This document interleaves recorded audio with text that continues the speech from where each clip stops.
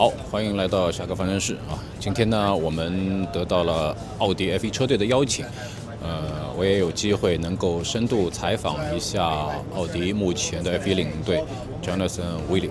那么一会儿呢，请跟随我们的镜头一起来看看我们今天的一些沟通吧。Hello, Jonathan. Hi there. Nice to meet you. Nice to meet you. Congratulations again for Audi to score a point in the Melbourne. Today we have some questions involved the Audi and the Formula One project. China and Shanghai, what it means for you to be back racing in China? I have to say that I've loved this race. I've been at every race here, except for last year, which I missed. It's a fantastic city. I enjoy the culture here. And I've been very lucky. I've got to spend a huge amount of time downtown in Shanghai visiting museums over the years and trying to travel around and understand the country a little bit more. So to be here racing and now as team principal of the Audi Revolut Formula One team, I'm very much looking forward to the weekend. Okay, good start in Melbourne. And what are the expectations for Shanghai? And has the team set any targets for the championship standing this season? So we had a bit of a yin and yang race in Australia.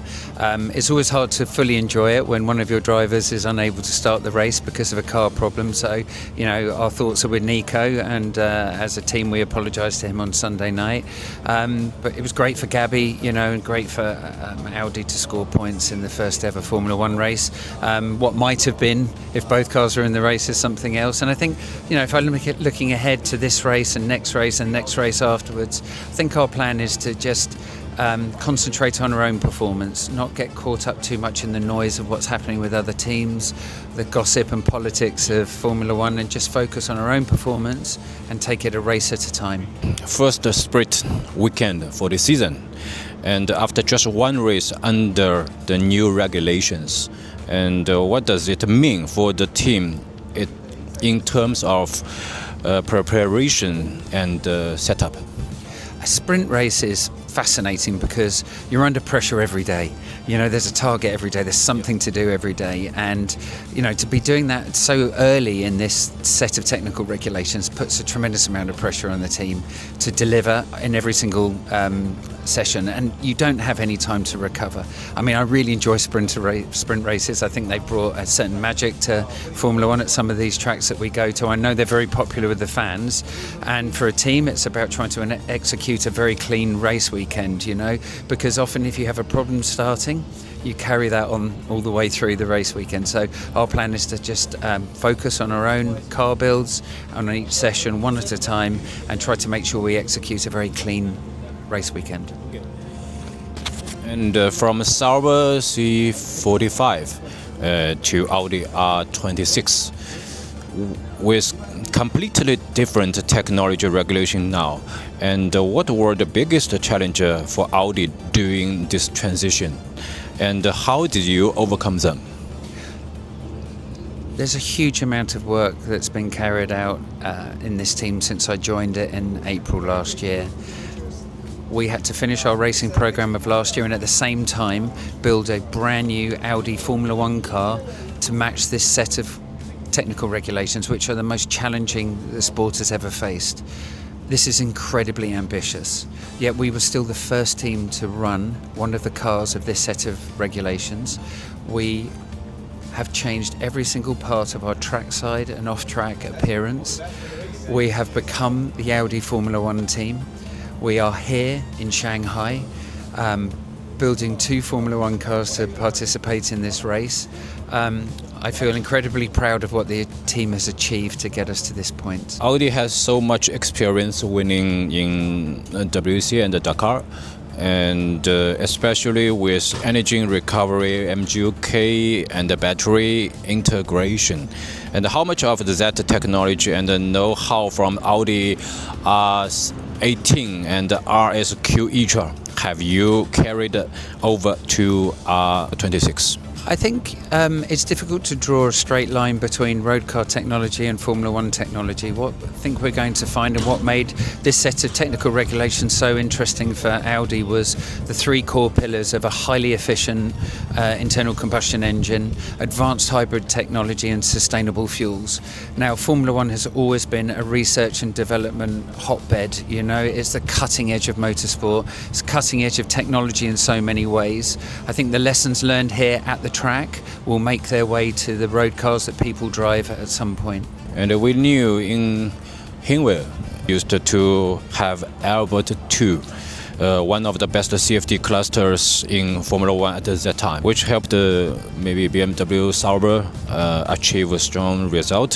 What upgrades have you made for this system to handle today's CFD demands? That's probably a better question for Mattia Bonotto, and I'd probably defer to him. What I would say is that we have so many tools at our disposal. The most important thing is that all of those tools agree with what happens on track.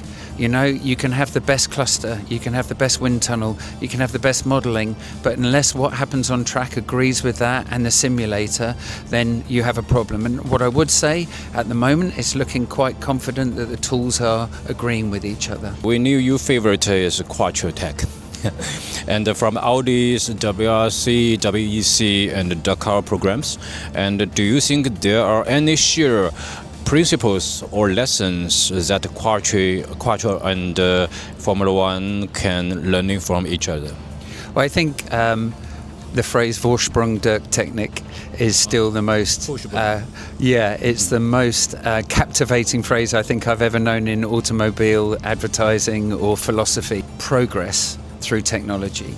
And of course, this is all part of why Audi are involved in Formula One.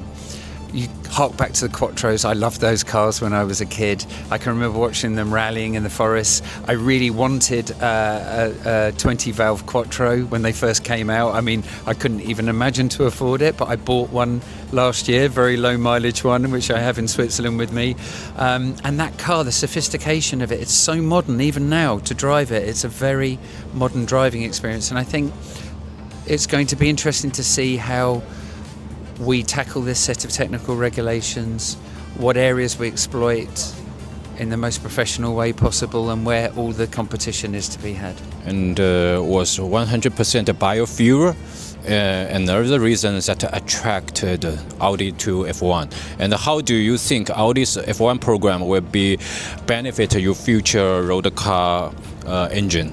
And as biofuel become more common, does that mean the engine will never be retirement? Well, I'm not an expert in the automobile industry. I'm an expert in Formula One. I would imagine that we're a long way away from seeing the end of the internal combustion engine, and so the future of the internal combustion engine has got to be based around fully sustainable fuels. We're pioneering those in Formula One. By pioneering them, we'll perfect the breed, we'll perfect the blends, and of course, over time, the cost of these commercially available fuels will reduce as a result of that. Okay, last question. Which one is the most favorite Audi Quattro? My most favorite is my 1990 20-valve Audi Quattro, okay. But if I had to do a really long drive, I would take my RS6 Performance. Do you still drive in Switzerland now? Yes, I drive it very often. In fact, I brought it to work last week. I still enjoy that manual driving experience with no safety systems, and having to get every gear change right, the steering demands, the handling of these older classic cars. You're never bored driving them. Manual gearbox never die. Thank you so much, Anderson. Thank you so much. Thank you. Very nice to meet you. Yeah, nice to meet you, Anderson. Okay, bye-bye.